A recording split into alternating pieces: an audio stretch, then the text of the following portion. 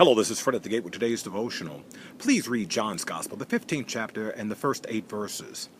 My brothers and sisters, I know I look like a hot mess. That's because I am.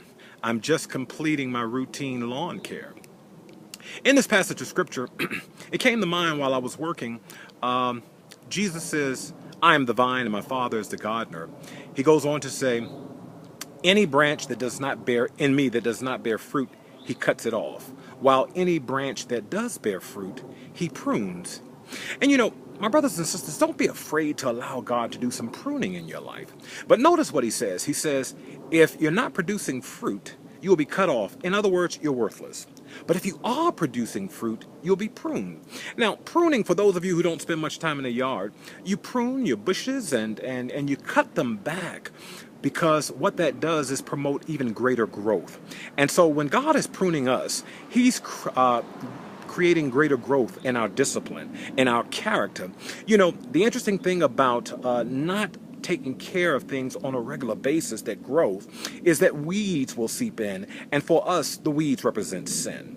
Weeds have a way of seeping in, and they'll come through crevices, through the path, they'll come from up under rocks, and some of the most obscure places they will find their way into your lawn.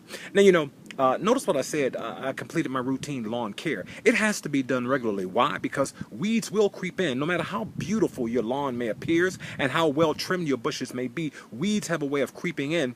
And the interesting thing is, sometimes weeds look beautiful. They're deceptive. You think that they're flowers or some kind of beautiful plant, but it's just a weed.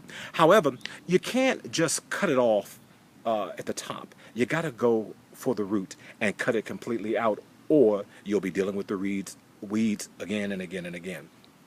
But as God is pruning us, he wants to make sure that he's taking care of the weeds, i.e. the sin in our life, and removing it at the root, so we're not dealing with the same old soup warmed over again and again and again.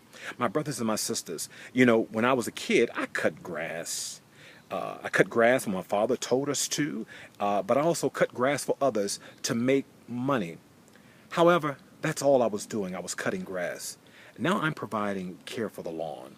And when you provide care, you take care of it, you want to beautify it, and you want to remove anything that will choke out its life. My brothers and sisters, that's what sin does for us. And so allow God to prune you. Be mindful. Jesus says in verse 8, all of this is for God's glory, that we bear much fruit that will last. And if we abide in him and he abides in us, we can bear much fruit, but apart from him, we can do nothing. So this day, allow God to be willing to prune so he won't have to cut you completely off because you're worthless.